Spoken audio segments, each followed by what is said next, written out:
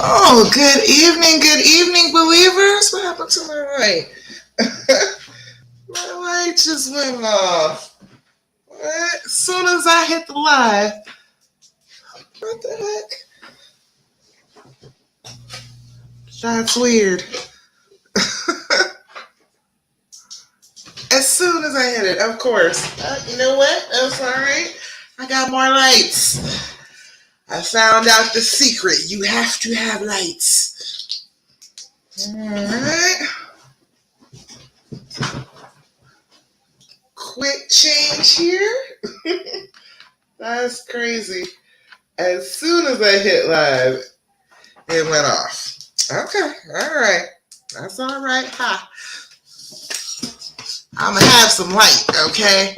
I figured out you need the light when you're doing this. Okay, hello. How are you doing today? This is Love Coach Dasha coming to you today for the Healing Hour Live. If you've never met me before, this is probably not my best moment, but that's all right. I am here to talk to you today about getting on the healing path. If you have been under the strain of you've been cheated on, you have been cheated on by your beloved, and you want to work it out, but you're not quite sure how to do that. And you don't even know if you're able to do such a thing with the hurt being the way that it is. And I am here to tell you that you absolutely can do this. You can work it out. You can be together. You can get past the hurt. I know that you can do it because I have done it myself. My husband, in the very, very beginning, first 4 good years of us being together, he cheated. And I was not willing to lose out on the person that I wanted to be with. And so I had to figure out how to get past it. And so this is what I do. I tell you how I did it, how I tell other people to do it, and so that you can do it too. I want you to believe in your love. I want you to believe in what you have. If you think that it's special, I totally believe you. I think that you're right, all right? I know everybody else will tell you that you're wrong. I know everybody else will tell you that you should leave him, kick him to the curb. He doesn't deserve you. Yeah, he never deserved you. You were always a goddess. It's not like any mortal man was going to deserve you anyway. But you picked this one. This is the one that you wanted, and I am totally on your side about that. If this is the person that you want to be with anyway, I'm here to help you do that. All right? So come on in here. If you have never been with me on a live before, will you go to streamyard.com/Facebook if you're watching me on Facebook and allow my streaming software to see your name so I can see people's names as it comes up on the screen. Then I won't have to keep on. Well, I'm going to go back and forth the screens. It doesn't matter. It's less confusing. I can see everybody's name. All right. I can see everything. Oh, my screens are coming up right. You all let me know. There's a couple of comments pinned in Facebook about what you want to talk about. If you want to post there or if you want to post in the comments, let me know what your burning questions are about getting past this. How you gonna do it? Where point are you at right now? What do you think of where you're at and then where you're trying to go? Let me know. All right, I can see everything. Beautiful. All right, so ladies, first and foremost, what I like to do is I like to start off with giving you things that are going to start to help with the trauma, because that is the key thing here. This is a trauma. You've been through a trauma, and it's like any other trauma. You got to heal the trauma before you can go on with the relationship. You got to start working towards healing the trauma before you go on with the relationship. You don't have to be completely healed, but you got to start down that path in order for the relationship to actually work. Okay, so the first thing, always, I want you to do this all the time. I want you to do it 5 times a day. If you can do it way more, you can do it every 15 minutes if you want to. I am fully for that. But I would remind you, if I am your coach, I will remind you to do your deep breathing every day. Okay, not just one time when you start to feel anxious and you're starting to get worked up. That's not going to help you, okay? You need to be effectively doing your deep breathing every day. 5 times a day throughout your day, bringing your mind and your body back into alignment with one another. Telling your brain, I am not in fight or flight mode. I am not in danger right now. Yes, I was hurt, but I am not in any physical danger right now. So I do not need that fight or flight response. I don't need it. It's not helpful. And your fight or flight response is all about yourself. You are not going to try and connect with your honey if you are in your fight or flight mode. So we got to calm that down. Okay. If you're still in that fight or flight mode, if you're fighting against your body, if you haven't gotten back in control of the plane yet, it's still on autopilot because your brain just took over, you're not going to be able to communicate the way you want to be able to get closer again. Nothing is going to help. Everything that he can do, everything that you can do, it's all going to feel futile because you're not in control of your body. The very first thing you need to know about getting in control of your body is controlling your breathing. Your breathing is an automatic thing, but when you are anxious, it automatically speeds up. It tries to shift the blood volume around in your body a little bit. Usually it just goes everywhere it's supposed to go, all the way down to your toes, all the way up to your brain. It does that on its own. But then when you're in that fight or flight mode, it changes the path of the blood around your body. It will start to make it want to go elsewhere.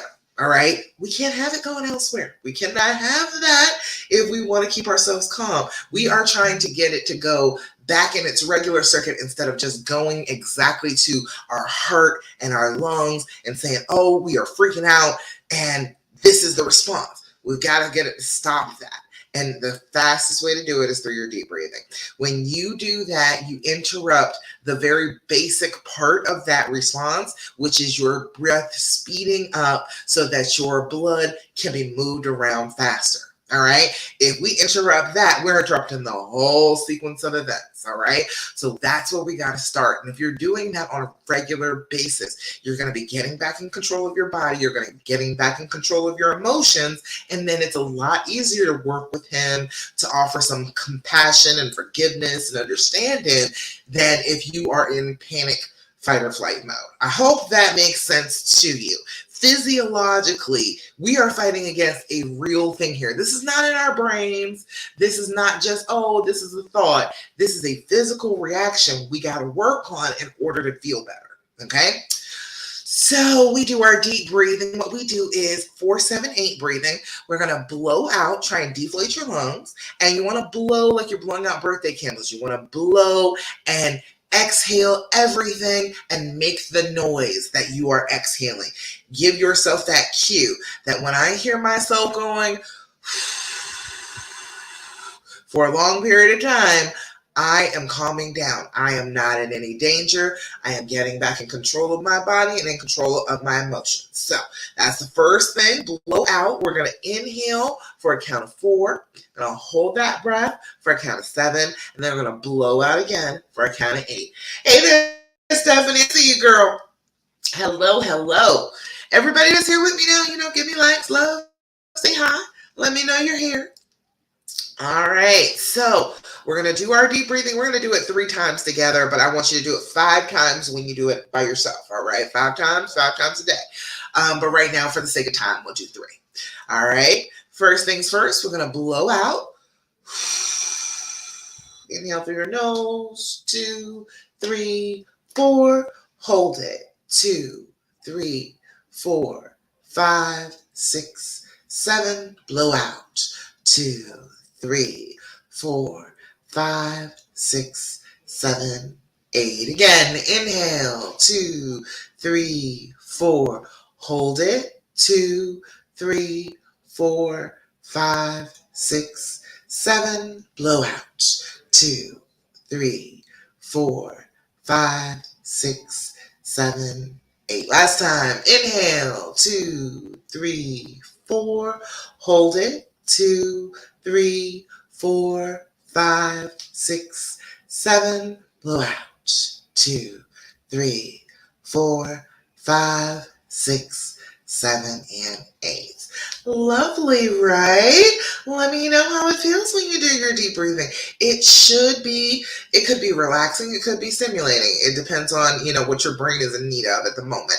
Most of the time we're in that fight or flight state, we're not deeply inhaling and we're not exhaling carbon dioxide. So when you do that, when you're doing your deep breathing, you are getting fresh oxygen to your bloodstream, to your brain, and you are also letting go of that carbon dioxide.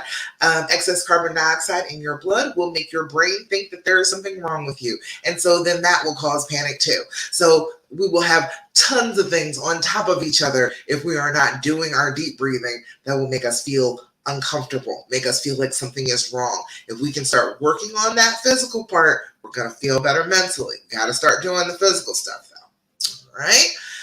All right, next thing is to do your journaling. Have you been doing your journaling? Have you sat down with yourself and a pen and a paper and written about what you are feeling for a couple of minutes today? I need you to do that, all right? If you've not been journaling, I need you to write some stuff down, okay? I come across journals every now and again. I threw out a lot since I moved. I don't have like all my old journals. I really don't have them now.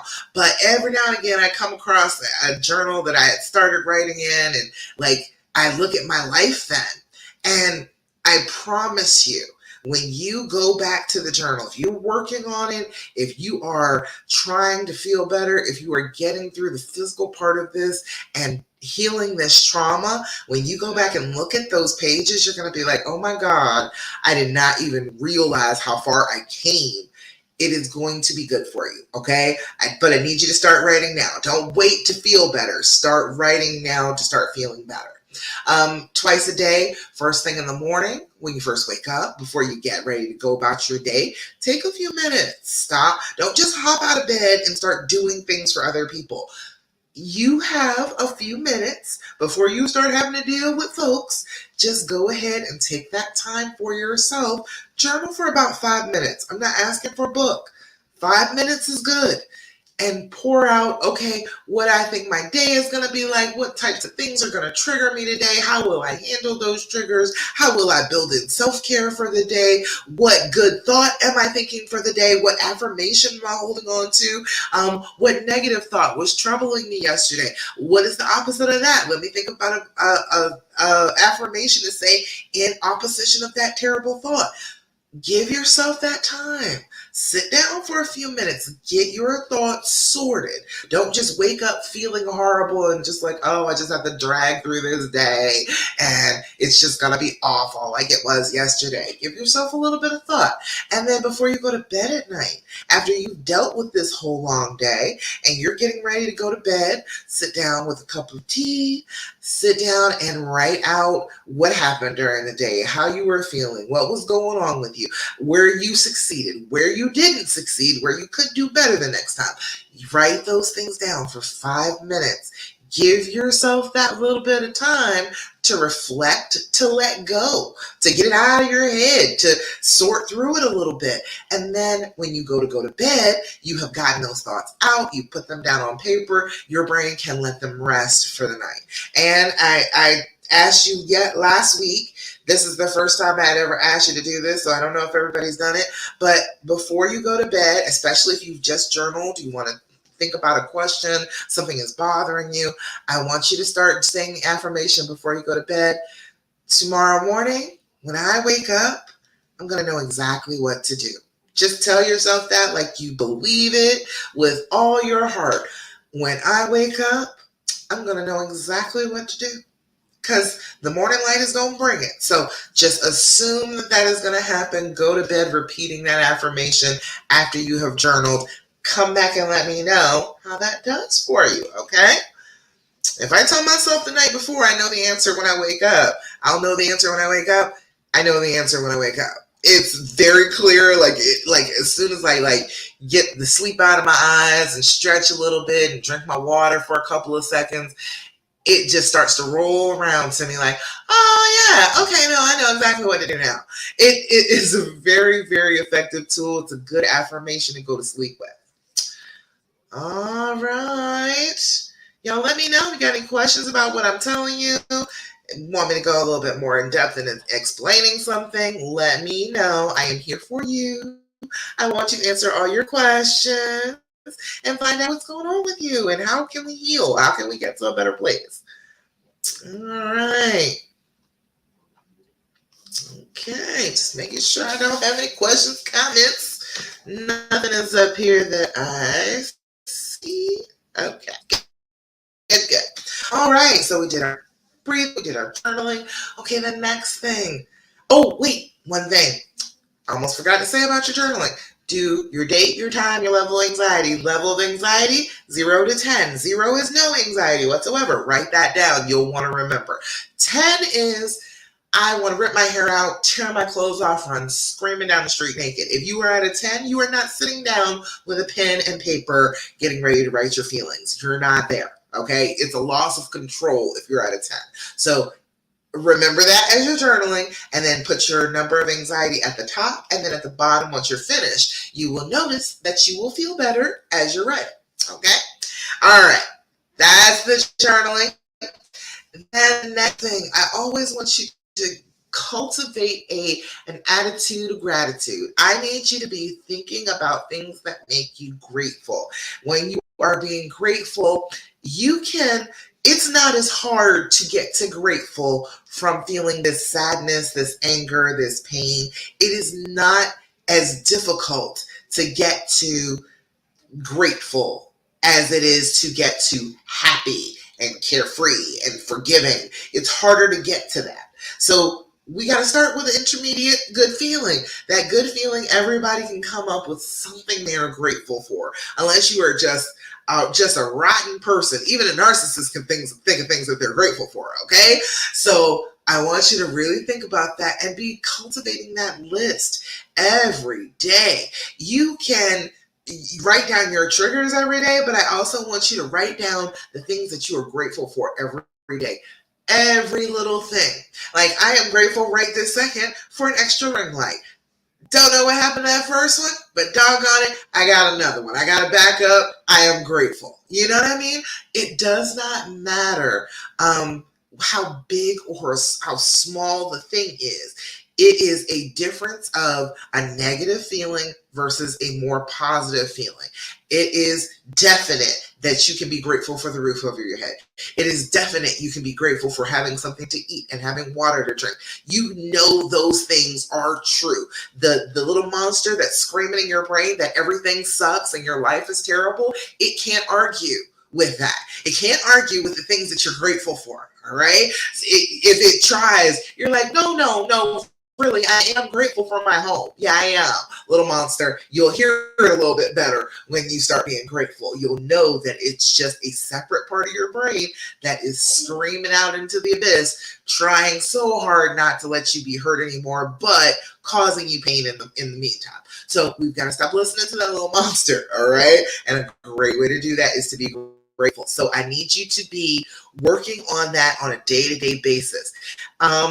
The Thirsty Thursday is what I do about that. Every week in the group, in my Facebook, I post Thirsty Thursday. I want to hear good stuff. That's how you. Let me see. I don't know if anybody posted today. No, nobody posted any Thirsty Thursday news today. That's all right. I forgive you completely. But if you're here now with me, tell me something good that's happened in your week this week. It doesn't matter, all the way through to the end. I want to hear good stuff. And you got to be able to share the good stuff. You're so easy to share the bad stuff. I want you to be willing to share the good stuff too. As you are doing that, you're going to feel better. You're going to feel better, okay? If you're talking about good things, your brain is going to go to good things. You'll feel better about things. But if you're constantly talking about negative things, that's where your brain is going to go, and then you'll keep feeling bad. So I want you to be, for sure, telling me good stuff every time you can in the group, okay? All right, let's see. I can't see somebody. Oh, wait. Hold on. Let me go back. Shucks. Where is... Dang. I lost it. Okay. Where is my doggone? I was looking at the Facebook page. It disappeared on me. Video part fade right on out for me. Oh my goodness, Mindy, I saw that. You say you're starting over from 12 o'clock. Mindy said she was gonna have a goal of not crying for 24 hours. And I was like, that's a very worthy goal. I am with you. She said, hey, well, we didn't quite make it to that long. It's starting over at noon, but that's okay. That's all right. You can make it to noon tomorrow. I know you can. All right, Stephanie. Oh, okay, all right. Good news is your oldest is spending spring break with you. That's great. I'm glad you know that now. You're getting ready to go have some fun together with your babies. I know that's a good thing. That's always a good thing. Our oldest was here not last week, but the week before. Oh, I love seeing her. I love it when she comes to see us. All right. Okay. Any more details about how to get to a better place? Absolutely. We will talk about some more. All right. Got Thirsty Thursday. And then the last thing, before we get on to the questions, I want to ask you not to ask questions, okay? Your brain, when you're on trauma, wants to ask a ton of questions. It wants to collect evidence, okay? Your brain works like a cop. It wants to collect as much evidence as it possibly can about this trauma to try and recognize things that will remind it of this trauma the next time so that, oh, this can never happen again. Okay, first of all, that's futile, okay? Because chances are, okay, even if everything is exactly the same, you couldn't stop it from happening. It's not like you have that ability. That is too much to expect from yourself, okay? You cannot control other people. You cannot control other people. You can only control yourself. So that in and of itself is a falsehood. Your brain is telling you something that is not possible to happen. Oh, you could stop it. No, you couldn't. No, you couldn't. All right. And then it is trying to get all of this information so that anytime anything looks a little bit like some little part of this cheating, it's going to trigger you, and then you're going to be looking for the cheating, okay? The problem with that is it's looking for every little detail, and so things that won't even have to do with the cheating have somehow gotten wrapped up in your thoughts as part of what happened with the cheating. So now completely innocuous things will start to trigger you. So the more detail you get, the worse it is for your brain. I want you to stop asking the questions. I really do. I want you to believe in me enough to know that I want the best for you, and I do not want you to ask those questions anymore. They're hurting you. They are really hurting your recovery. They are messing with your brain. You do not need all that information. And honestly, do you need all that information? Do you want to have those pictures in your head? No, nobody wants that. So let's not do that. Let's ask better questions, all right? If you're going to ask questions, because your brain is nuts and it wants to ask questions after a trauma. So if that is the case, let's do better questions. This is a game. It's called The and it is 199 questions. This is the healing edition. You can find it on Amazon. It's like $30. And it is excellent questions to ask between a couple that's healing up. It's things that are thoughtful, insightful. There are a few that are a little sticky that might make you feel a little some kind of way, but you can pass those. You can look each other in the eyes for 10 seconds and say pass and move on past the sticky questions. But there are really good questions in here for that part of your brain to calm down, to stop asking all those crazy questions like, what positions were you in? And what roads did you travel down when you were together? And did you eat at IHOP? And did you ruin IHOP for me forever? We don't need all of that. Let's go to better questions, okay? So I'll give you a few of these, all right? First one is, what do you love to do with me that I may not be aware of? That's a really good question, right? What do you love to do with me that I may not be aware of? Can you see over here? What do you love to do with me that I may not be aware of? That's a good one. That's a good one. Next one is, what would you say is your initial reaction to conflict? Good thing to know, right? Much better. Now, let's not start a conflict because of this question, okay? Your brain wants to... What did your brain just say when I said that? What would you say is your initial reaction to conflict? You're like, you're avoiding it. You're always want to sweep things under the rug. Don't start an argument because of the questions, okay? See what your brain did? Your brain is going to automatically take things as bad as it possibly can right now because you're trying to heal the trauma, okay? Just watch out for that. But what would you say is your initial reaction to conflict? If you can see. What would you say is your initial reaction to conflict? All right. Then one more. What is one thing you never want me to forget about you? That's an excellent question. I like that. What is one thing you never want me to forget about you? One thing you never want me to forget about you. That's a good one. I'm gonna keep that one. That one's going with me. I'm gonna ask my husband that one later. All right. If I find a good question, I'll be like, "Oh, that's a good question. Let's talk about that." He doesn't like playing the actual game, but he'll answer random questions, so that works out. All right. Let's see. All right. So I talked about the basics. All right. So let's come back to Stephanie's question. Stephanie says she wanted to find out about some details about how to get to a better place. Stephanie, you've been with me for a little bit now. I don't know if you heard me talk about the dreams formula yet. Have you? I don't know if I have talked to you about that yet. The dreams formula. What my dreams formula is I figured out all the crap that just did not work. The things that people were telling me, they were like, "Oh, this is how you're going to heal. This is what he has to do." I kept looking at it from the perspective of, okay, this is what he has to do, and if I make him do what he has to do, then I'm going to feel better. Come to find out, that's bullshit. It does not work. And so I took everything that people were telling me to do or to try and make him do, and I decided to flip them all around. It'd be on me.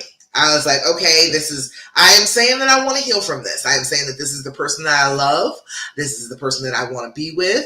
I am not willing to give up, so I'm willing to put in a little work. What do I need to do here? All right, because I want to heal. I am causing a problem right about now. I am freaking out on a regular basis. I am good and triggered on a regular basis. I want to argue about it. I want to keep on talking about it. I want to bring it up to him. And even when I feel like I'm calm bringing it up, I'm not, because it's that quick to set me off, and then we're arguing, and then we are in this screaming match behind I want to keep talking about something that I'm supposed to be letting go of. I'm supposed to be leaving in the past, and then he's angry because I'm lying, and it's a whole thing.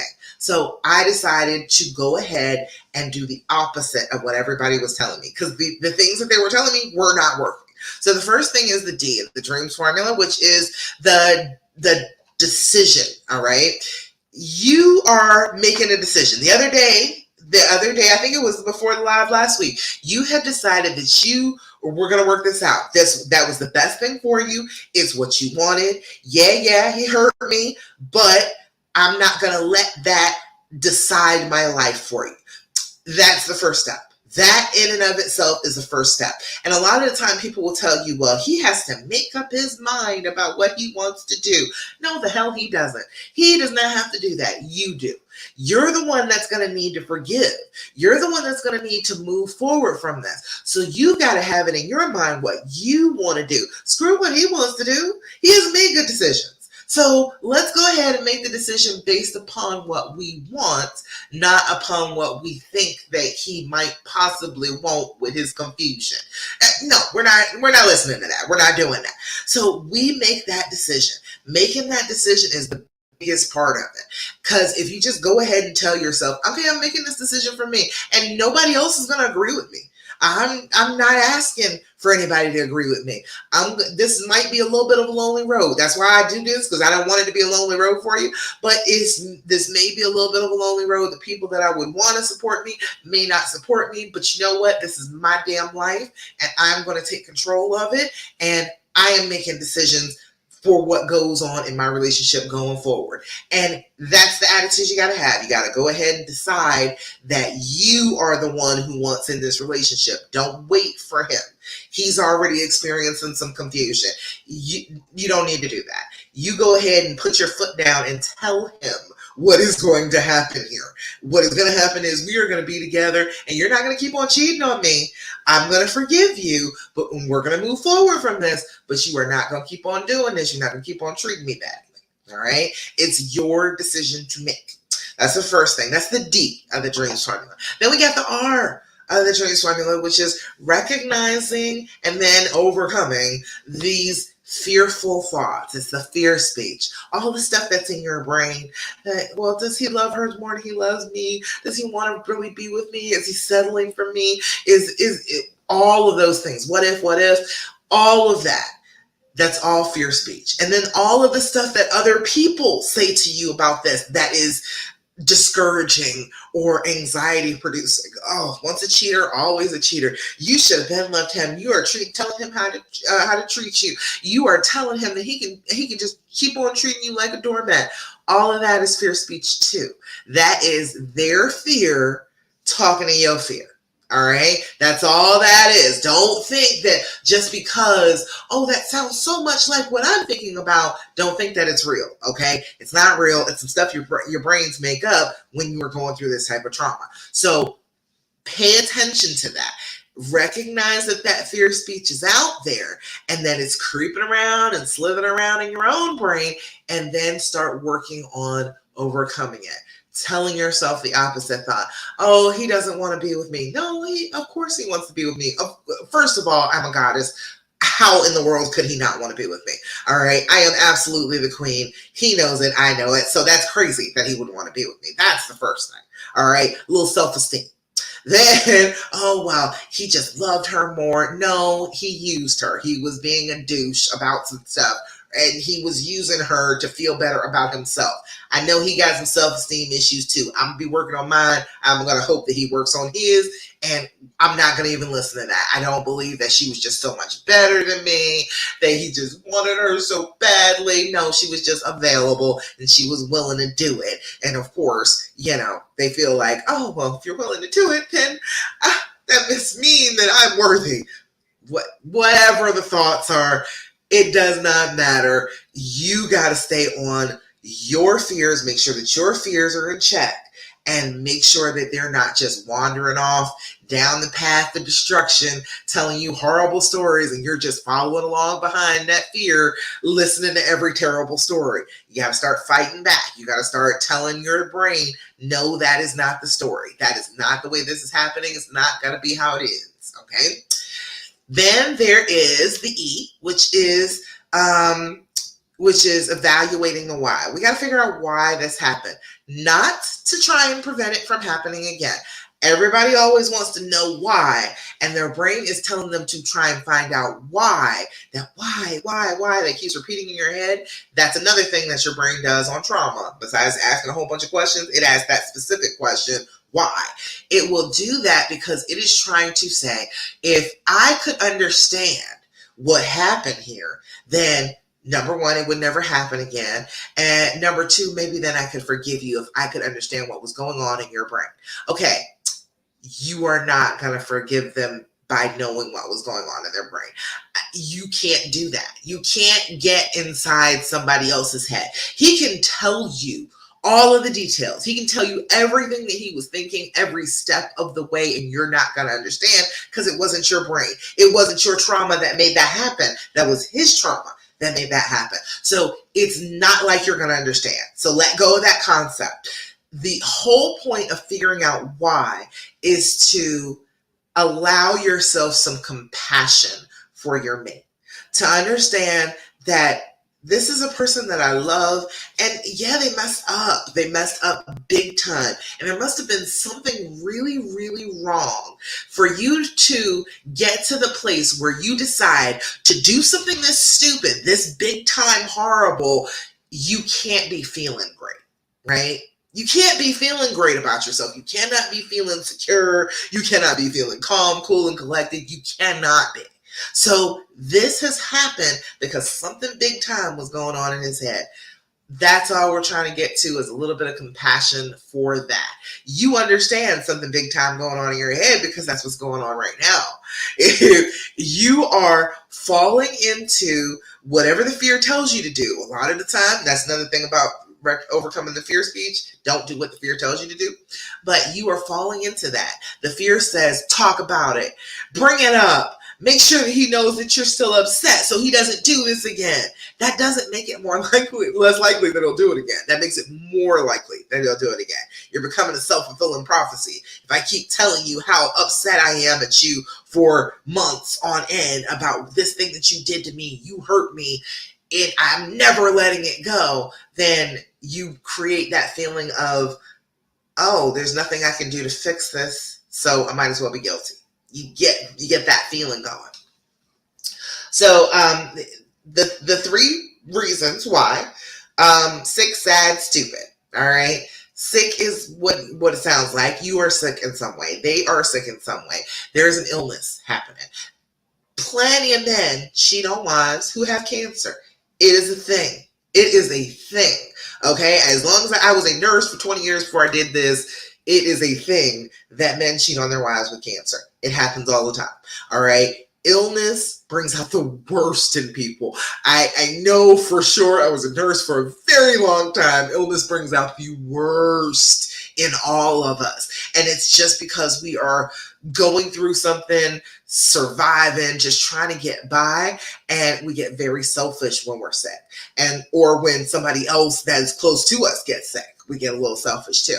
So if they're sick, they have physical illness, mental illness, addiction. All of those things can be triggers for a sickness like lashing out. Then we've got sad, which is a loss of some kind. Chances are, could be somebody close to them. Could be somebody that they don't even really, they don't feel like they should be that close to, but it was a loss anyway. It could be feeling like they lost you. It could be like a, family member. It could be all sorts of things, but a loss of some kind. And midlife crises are kind of a loss. It feels like they haven't accomplished everything that they were supposed to accomplish in life if they go through that. All of that loss leads to bad behavior. People don't do well when they're losing stuff, when they don't feel good. And then there is stupid. Stupid is a cumulative term for everything that we get told about relationships. Men get told really stupid stuff about relationships, just like women get told really stupid things about relationships. We get the whole fairy tale thing, the Hallmark movies. We get that. And they get, porn. They get having sex with as many girls as you possibly can and don't stay a virgin. We get stay a virgin. They get don't stay a virgin. There's a conflict there. Okay? We get all of these conflicting messages, and the things that we see growing up. If you have like a parent who cheated, that becomes part of your psyche. It becomes part of your damage. So all of that is the stupid part. All of the things that his bad role models, like his, sometimes they're fathers, sometimes they're uncles, sometimes they're cousins, or just terrible influences.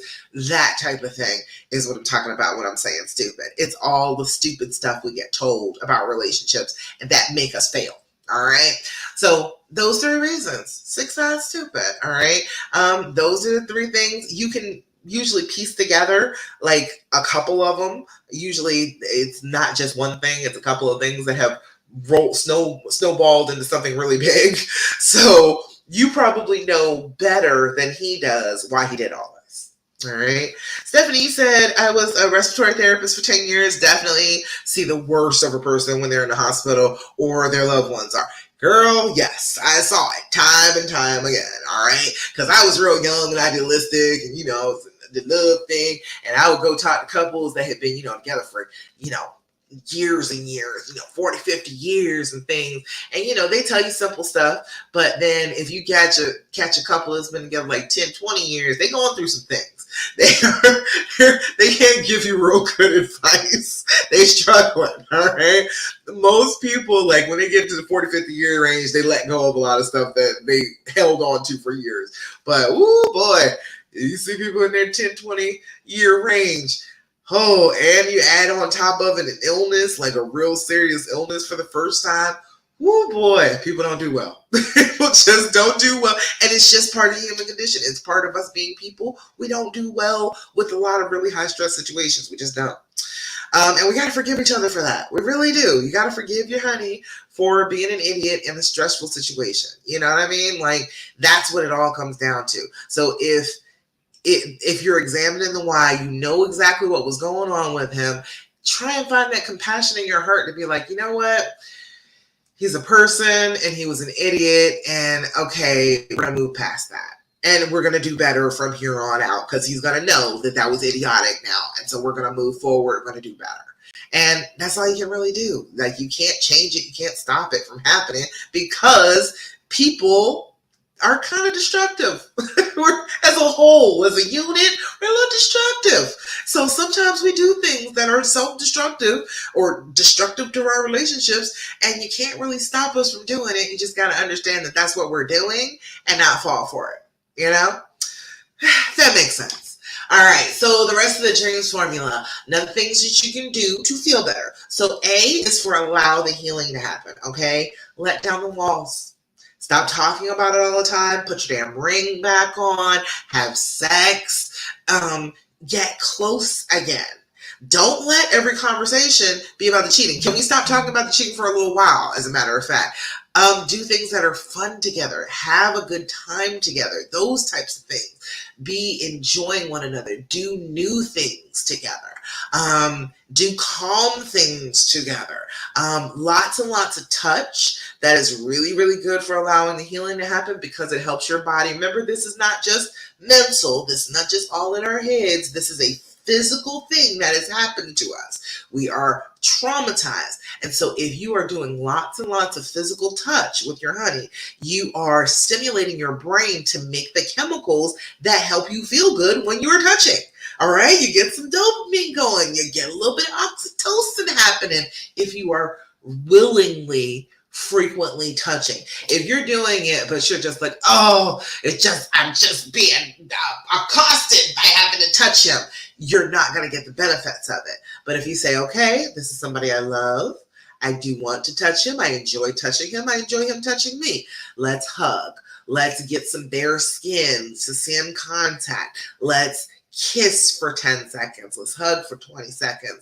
That gets those chemicals going in your brain. It helps to actually be touchy and close and kissing, but you can't do that if you are flipping out all the time. All right, you're dangerous if that is the case.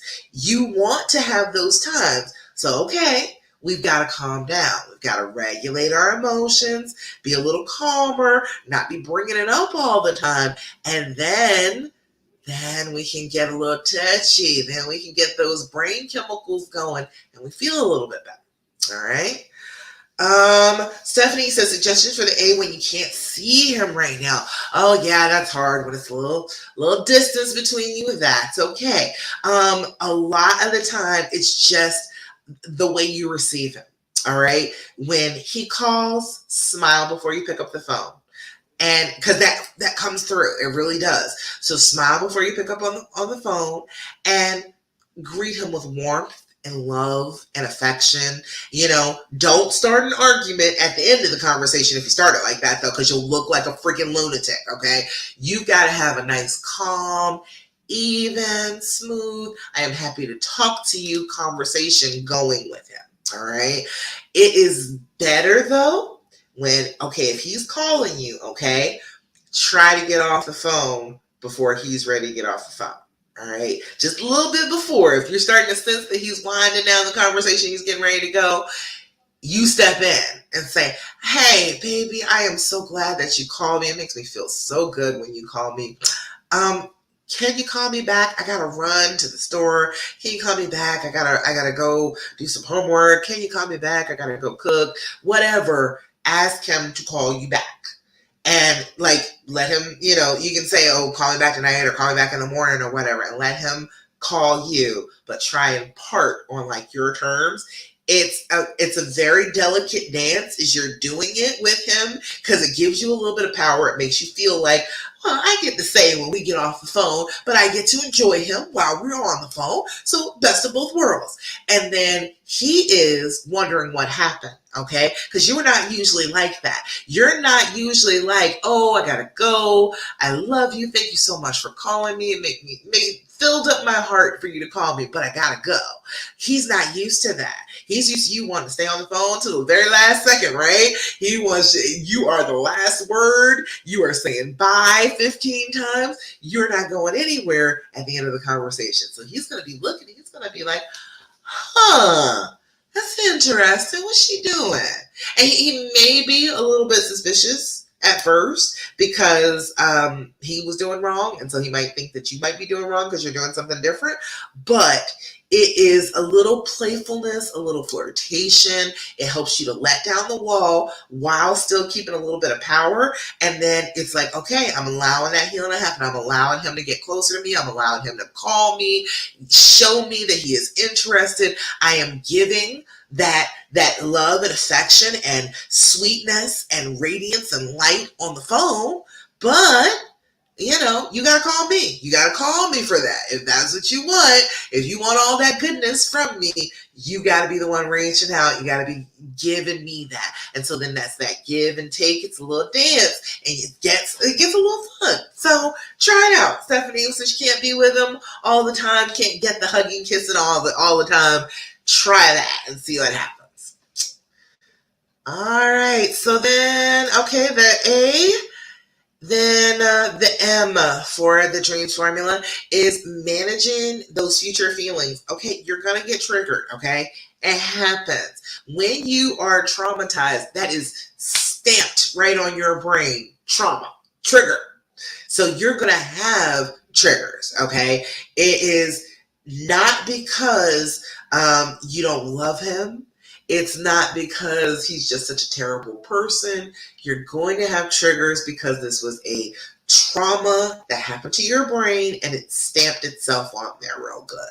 What we have to do to get past the triggers is start to recognize them first. We got to see, what are they? Is it the phone dinging? Is it him smiling when he looks at his phone? Is it him not coming to bed at night?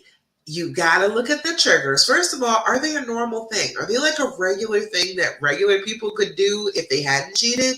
All right, well, we need to start working on that because we got to be able to do regular stuff going forward. We cannot limit like, oh, his phone can't ever ring around me. We can't do that going forward because it will remain a trigger because you didn't even address it. And so then anytime his phone rings, now he's in trouble and we're going to have an argument because, oh, you're triggering me. We've got to learn what the triggers are, and then we've got to find some things that will help with them. If it's an alarm or something going off, it's a phone, notifications, I say just go ahead and dive into that. Have that go off on a regular basis. Have that consistently going off through your evening with him and allow yourself to just be uncomfortable with it for a little while. When you try and run from a trigger, it chases you. So sometimes you just got to allow the discomfort. You just got to say, okay, I don't like it. It is making me uncomfortable, but I'm going to regulate my feelings. I am going to breathe. I am not going to lash out. I'm not going to freak out. I am just going to be a little uncomfortable with that stimuli right now. And then later on, okay, I'm gonna stop it. We're gonna have some good times together. We're gonna hold each other. We're gonna kiss. We're gonna feel good together so that, all right, yes, I got this discomfort, but I also got this good stuff going too. So we gotta start managing these triggers as they come along. Write them down. Have just a whole dedicated like page and a half in your journal that you can just list them. As they come up, as they appear in your life, just start listing them on the page. And then, okay, what works for it? What doesn't work for it? We got to start managing and figuring out ahead of time that it's going to trigger us so that it doesn't trigger us the next time. When we know that it's coming, it's not going to be as triggering. All right? So we've got to be working on that. Got to manage those future triggers. You know they're coming. You got to and try and anticipate what they are and give yourself like a smorgasbord of things to do when you feel a trigger. You know, one of my favorites, it's been my favorite forever, is to break something. I love instruction when I'm upset, when I am angry. So what I would do is I would go and go to the thrift store and buy a cute little delicate teacup, but it doesn't have like matches. And honey, teacup and saucer are getting smashed in the alley behind the house because it feels good. It lets off some of the adrenaline. That explosion of porcelain just makes you feel a little bit better. So you got to find your thing. You got to find the thing that you can do that's going to make you feel better when you're triggered. And then S for getting some support. Get with somebody who can give you some support on this, who can tell you, hey, you're not doing anything wrong. You love this person. There is nothing wrong with you loving this person. If you want to move forward with this, that is great, but you can't keep talking about this topic. You can't keep going into this particular thing because it just drives you nuts and there's nothing he can do about it. He can't change it. You might want to stop doing that. That's the friend that you need. You don't need the friend to be like, oh, you're absolutely right about everything, and he's just wrong about everything, and you should just be as destructive and mean and bitchy as you want to. That is the wrong person to help you, okay? Don't listen to them. They're going to get you in trouble. You're not going to be happy. You got to have somebody who's willing to know that this is your decision and support that decision by trying to be like on the side of your relationship, by telling you sometimes, hey, you're wrong. You are freaking out and you're being a little obnoxious and you said you weren't going to bring that up again and you're bringing it up again. You got to stop. That is the person that you need. So I'm that person. If you don't have that person, if you have never found that person, I'm the one, okay? I will most assuredly tell you that. So if you do need some assistance, if you need some support, I am here to coach you, okay? I am still, until the end of this month, taking one-to-one clients. So if you are interested in working with me one-to-one, feel free. But I am working on something for next week too. So that's going to be live next week. Don't worry, I'll tell you about it when it happens, all right? All righty.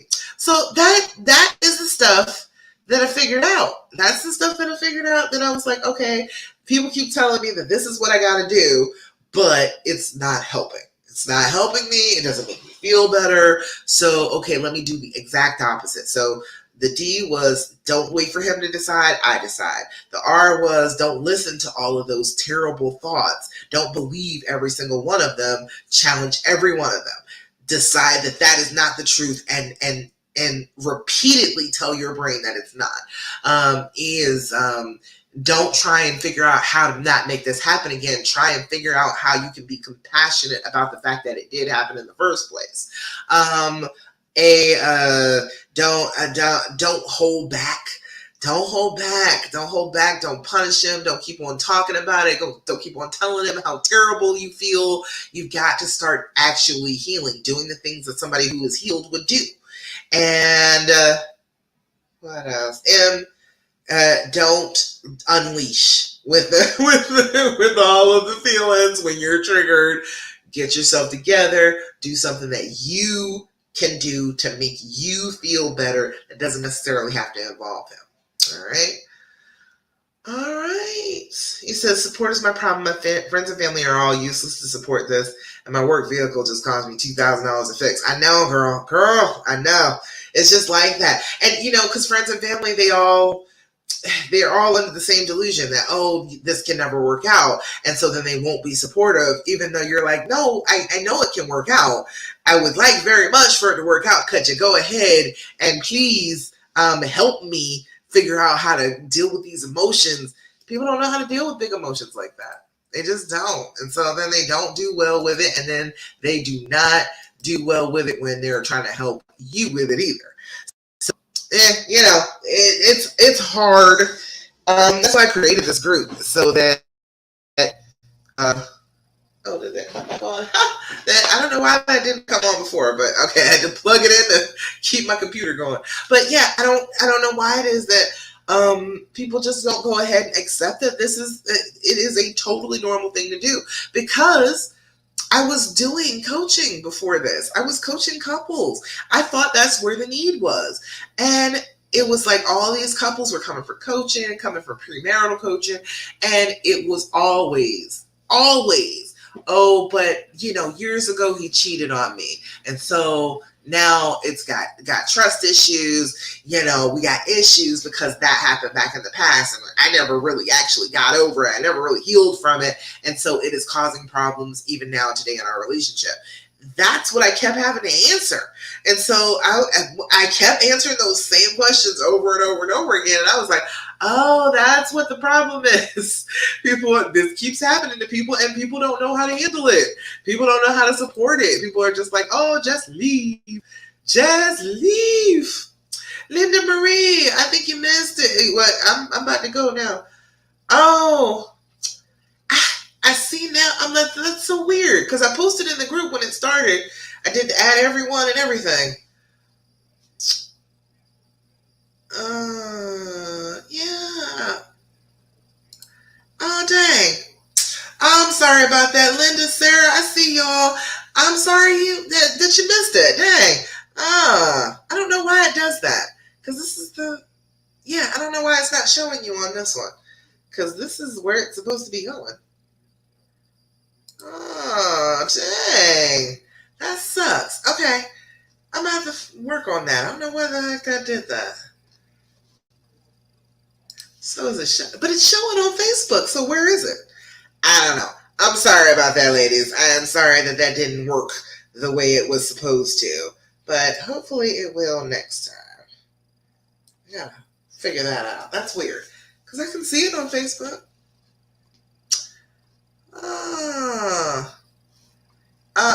Linda and Sarah, if you found me, or if you eventually found found the video, post in the comments if you have any questions. I will answer your question for you. Okay. I'm sorry that didn't work quite the way it was supposed to, because it's supposed to be in this. Yeah, it's supposed to be in this event. That's weird. I don't know why I did that. No idea. That's usually where it shows up. Huh. But it's showing on Facebook. I don't know. I'm not sure exactly what happened with that. The event just didn't work right. Let's see. I was gonna answer a question. Hold on. Let me go back. Melanie, I wanted to answer a question for Melanie, okay? I saw this one just as I was getting ready to come on, and I was like, ooh, I can answer that, but then I was like, dang, I don't have enough time. But, all right, Melanie said, I'm after some advice and opinions. It's been just over 16 months from D-Day. I was 4 months pregnant when I found out. It took me just shy of 12 months to decide I wanted to stay and make us work. We have come a long way since D-Day, but we still argue, and I still get upset over what happened. My husband said I need to let it go and leave it in the past, as it's affecting our ability to move forward together. I feel like I struggle with that because at times the hurt and pain is still so raw and overwhelming. Today he told me he's at the end of his tether and is at his breaking point mentally, with unaliving thoughts. I don't think I can say that word. He said he doesn't want to be together anymore with things the way that they are, and has left for 2 nights to try and clear his head and work out what he wants and what to do. I am heartbroken. I feel numb and abandoned and unloved. I want us to work, and I know I need to let go of the affair, but the pressure to do it right away and never bring it up again feels somewhat unfair to me. To have this done to me and then be made to feel like the only way I get to keep my husband is never to speak of the affair again. What are your thoughts? Any experience? Okay, Melanie.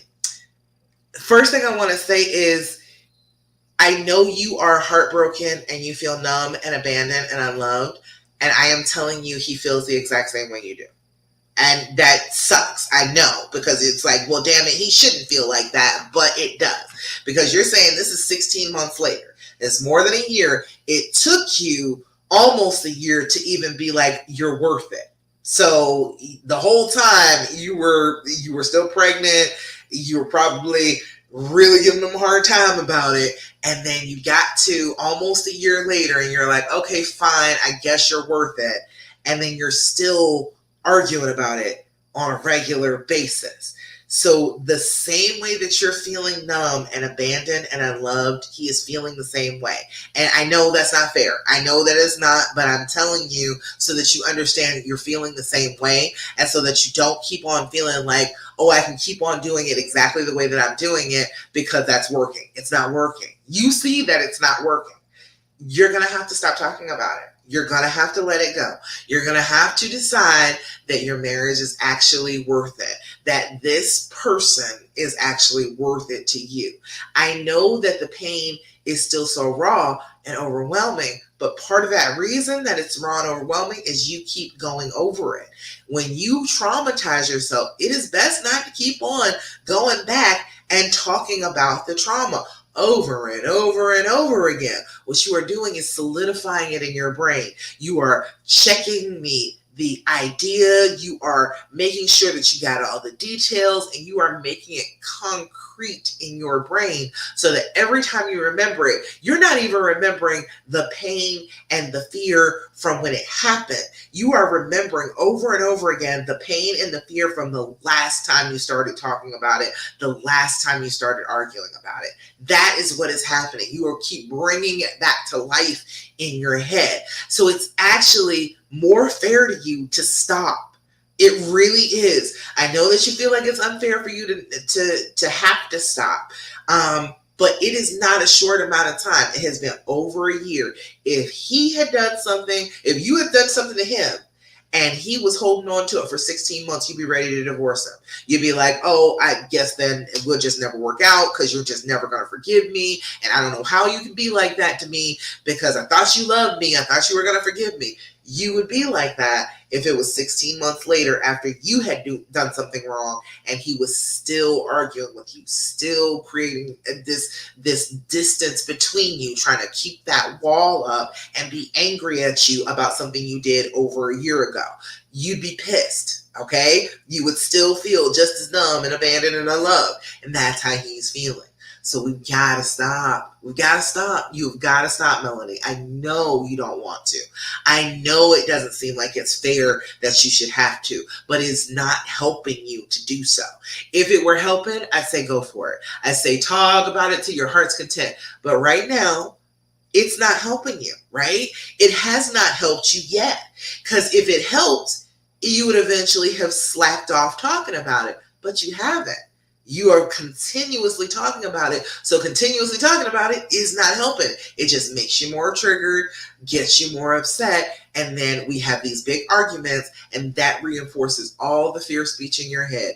Every negative thought you have about him gets reinforced once you've started that argument with him again.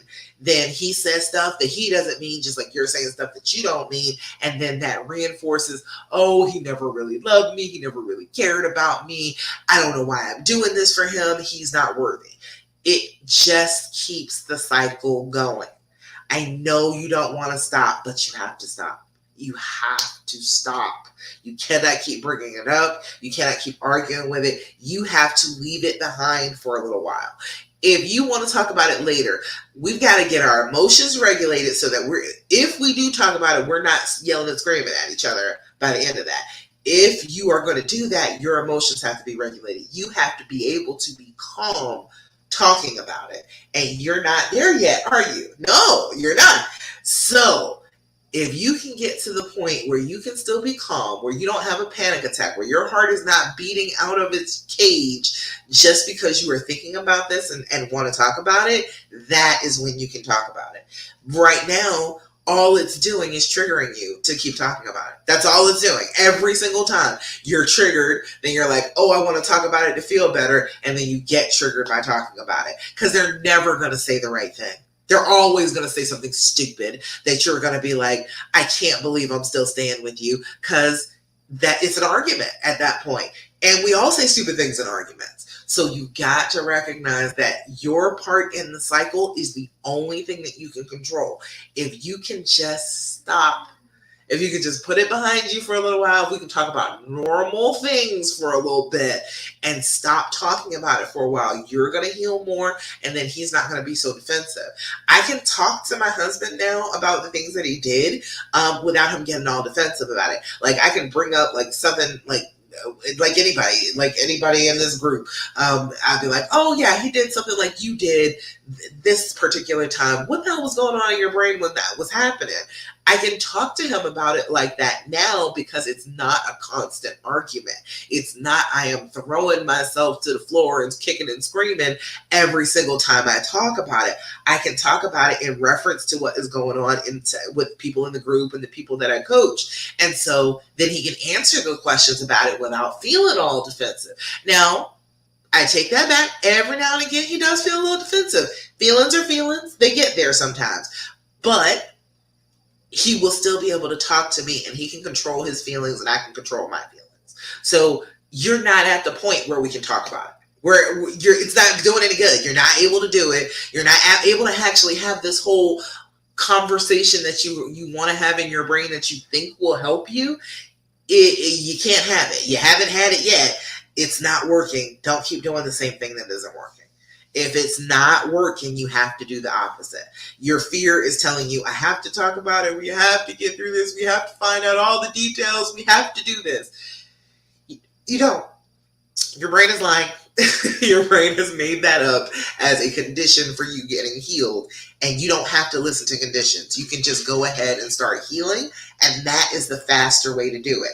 If you go ahead and start the healing, go ahead and start down that path by not talking about it all the time, you're going to meet him, move him, and then we can get this done together.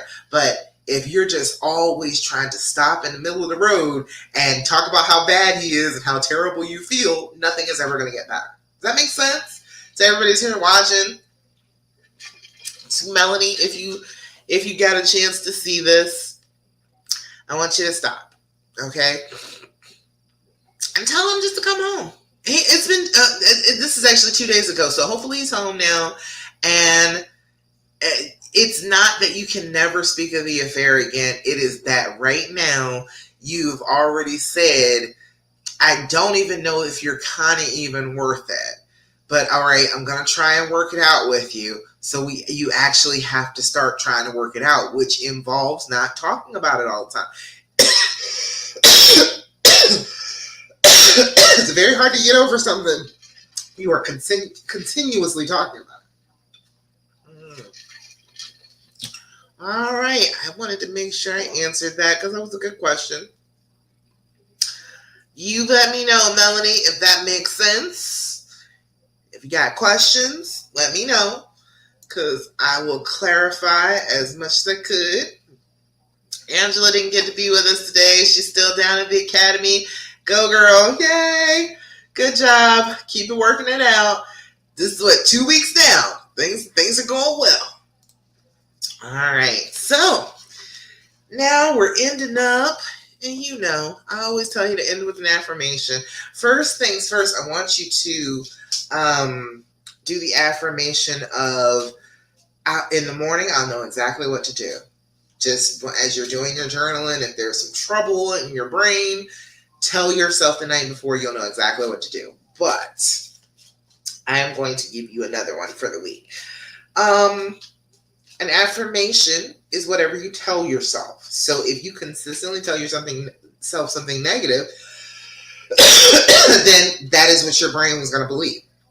And that is what your brain is going to continuously feed back to you. So what we need to do is we need to start monitoring what we say to our brains, what we tell our brains that we want it to believe, and then start regularly saying those things so that our brain will start giving us that positive input instead of negative input. I have done that change. My brain used to be very, very negative. I used to think terrible thoughts about myself, about other people. And I just decided to start changing it. Every time I was like, ooh, that was a negative thought. All right, what's the opposite of that thought? And thinking of the opposite statement from that thought and repeating that thought in my head.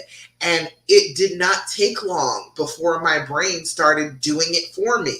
It wasn't, it was a gradual thing. But all of a sudden, I realized that I wasn't thinking hard about stopping that thought anymore. It was like, I'd throw on the brakes. It was like, no, that is not a good thought. The opposite of that thought is this. And then it would just be there. And it was much easier then. So if you practice it, your brain will take over and start repeating those positive things instead of those negative things, all right? Just as easily as it's repeating the negative things about your honey right now, it will repeat the positive things if you keep on telling it the positive things. So let's get you an affirmation for the day. An affirmation today is, today I am confident. Today I am who I am, and I am capable of doing anything that I put my mind to. I like that one. That's a good one. Today I am confident. Let's start here. Today I am who I am, and I am capable of doing anything that I put my mind to. Today I am confident. Today I am who I am, and I am capable of doing anything I put my mind to. All right, I like that one. That's a good one. I just grabbed this deck of affirmation cards. It's a good little deck. This came from Five Below where I'm at, but look online. There's plenty of places that sell affirmation cards. Buy yourself a deck. Buy yourself a deck that has something pretty on it that you like to look at. It's a beautiful thing. All right. Be working on that self-talk, the things that your brain is saying inside your head. You are the one that is in control of that. You as a conscious being. Your brain will repeat things on autopilot, but you can choose your thoughts. Your consciousness can choose a different thought. So do that. All right. Pay attention to it and change that. All right. All right. I think that's about it. I don't know why.